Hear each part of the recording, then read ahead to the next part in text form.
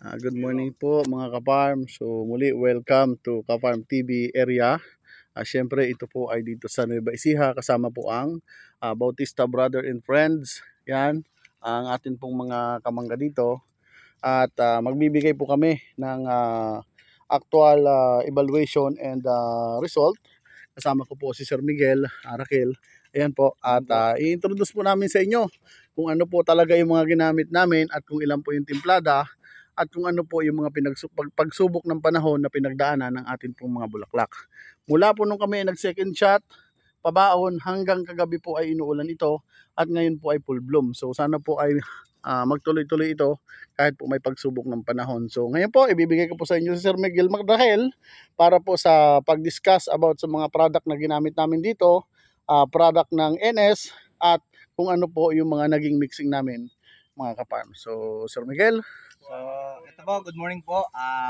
Andito po tayo ngayon sa manggahan po ng mga Bautista Brothers. So, ito po, nakipag-agawan po tayo sa ulan nung second shot. Ito po ang mga ginamit namin dito po sa kanilang bulaklak. Escudo po, Teficonazole. Yan po, sinasabi ko nga po, with anti-anthracnose. Then, andyan po yung ating signature blue na with sticker plus chlorothalonil. Then andyan naman po yung ating pang-insecticide at kitang-kita naman po bagsak po yung mga paru-paro. Andyan po ang ating double 7 at saka po itong single shot. So yun po. Kuya Andy, tara dito, ano masasabi mo sa inyong bulaklak yung nakikita nyo sa result ng ating paggamit natin ng NS product? So live evaluation po tayo dito, no? Yan. So ito po 'yon mga ka-farm, no? Yan. So makikita nyo po. Ito po kasi kung kami po ang magsasabi ay medyo mahirap pong paniwalaan sa iba.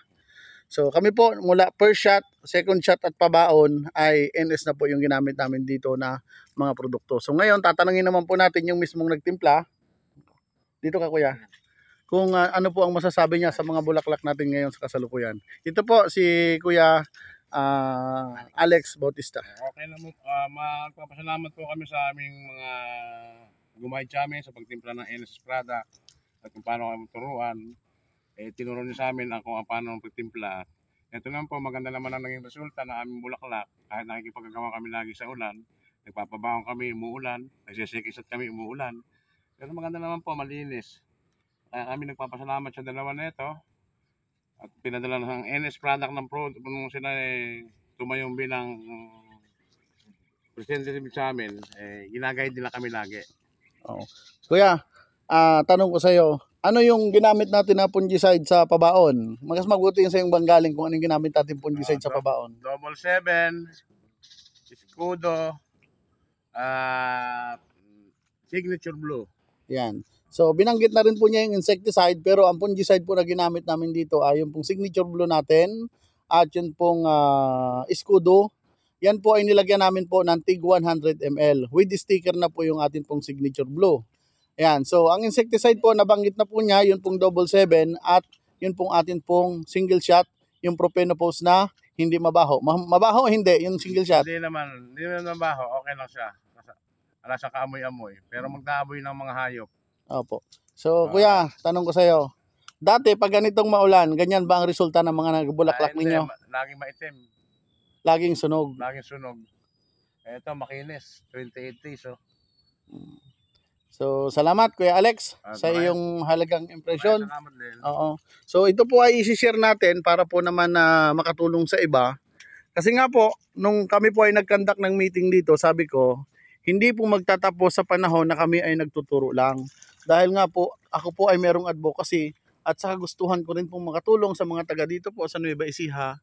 Naging compatible po yung pagsasama namin ni Sir Miguel habang inaaral po niya yung mangga. Kaya pasalamat po ako na meron pong matyaga na inaaral din po ang sistema ng mangga. Bagamat siya po ay eksperto sa gulay, napakadali na po sa kanyang aralin ito dahil alam niya po ang mga combination ng chemicals. So anong masasabi mo Sir Miguel? Sir, based sa aking pag-aaral sa mangga, so ang mangga pala ay napakaselan. lalo sa mga critical stage. Pero sa mga chemicals naman kombinasyon, so diyan natin matutulungan ang mga Bautista Brothers. Siyempre, katulong na rin, especially si Kaparm TV, Leonard Misan.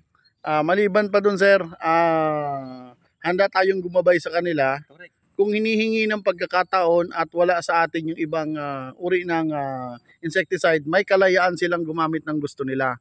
Pero tayo naman po, sa NS naman tayo po ay tumutulong po sa paraan po na gamit po ang NS product mga kaparm. At ito, nagpapasalamat po kami na solid NS product po ang ginamit ng grupong ito. Kaya sinubaybayan po namin sila nang nandyan po ang representative ng NS kasama po ang Kaparm TV.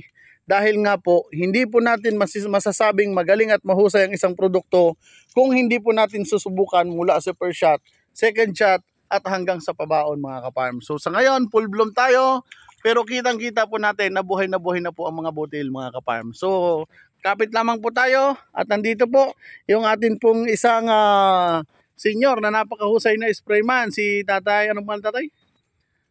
Amang. Tatay Amang, ayan. Tatay Amang, sa tagal mo ng sprayman, naranasan mo ba yung ganong sunod-sunod na ulan pero hindi nasisira ang bulaklak mo? Sa tagal kong nag-i-spray, pagka ganun sunod-sunod ang ulan, umiitim ang aming bulaklak. Wala na kayong pag-asa. Wala na. Pero sa ngayon sa naobserbahan mo, mula first shot hanggang pabaon inuulan tayo, anong naobserbahan mo? Ang naobserbahan ko sa gamot natin, napakagaling. Sobra husay. Oo. At meron din kayong natutunan ng mga dapat at hindi dapat na ginagawa. Malaki. Malaki natutunan namin. Ano pong masasabi niyo sa Kaparm TV at kay Sir Miguel? Kami po nagpapasalamat sa amin sa mga kaparm at kami ginabayan nila. Maraming salamat. Salamat din Tatay. Ayan. So, shop, ilang taon po kayong sprayman ng mangga? Sa mga sa mga 40 years. Na nag-i-spray, na lagi po kayong nasisiraan ng bulaklak sa mga critical stage. Okay, salamat Tatay. So ayan po, yan po ay galing na po mismo sa isang alamat na rin sa larangan po ng pagmamangga.